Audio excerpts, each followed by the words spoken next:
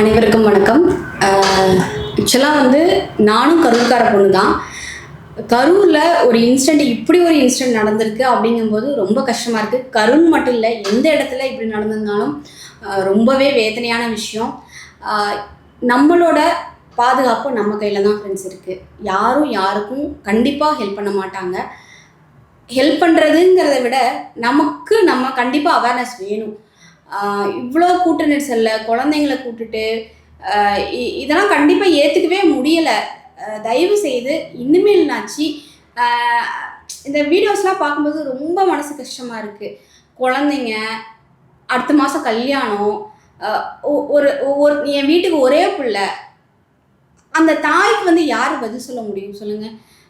இத்தனை நாள் பெற்று வளர்த்து சாப்பாடு கொடுத்து பார்த்து வளர்த்து ஒரு இன்ஜினியரிங் படிக்க வச்சு வேலைக்கு அனுப்பி தன்னை பார்த்துக்குவான் அப்படிங்கிற ஒரு ஸ்டேஜில் கை நழுவி போனால் அதோட வலியும் வேதனையும் அந்த தாய்க்கு எவ்வளோ இருக்கும்.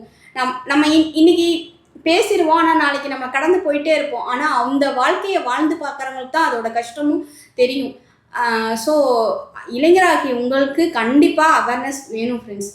ஸோ உங்களோட பெற்றோர்கள் தான் உங்களுக்கு உலகம், உங்களோட ஃபேமிலி தான் உலகம். உங்களை நம்பி நிறைய பேர் இருக்காங்க.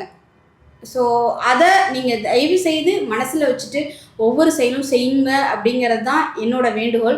நான் கரூர்கார பொண்ணாக இதை சொல்லலை, ஒரு ஒரு சக மனுஷியாக தான் இந்த உங்கள்கிட்ட ஷேர் பண்ணணும்னு நினைக்கிறேன். தயவு செய்து கொஞ்சம் நச்சு அவேர்னஸோடு இருங்க.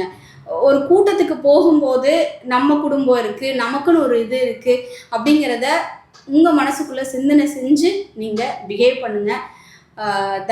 தயவு கூர்ந்து இனிமேட்டுக்கு இது விஷயம் நடக்காமல் இருக்கணும் அப்படிங்கிறத நாங்கள் கடவுளை பிரார்த்தனை பண்ணிக்கிறோம். குழந்தைங்களை இழந்த குடும்பத்துங்களுக்கு கண்டிப்பாக ஆறுதல் சொல்லவே முடியாது, ஆனால் ஆழ்ந்த இரங்கலை தெரிவிச்சுக்கிறோம்.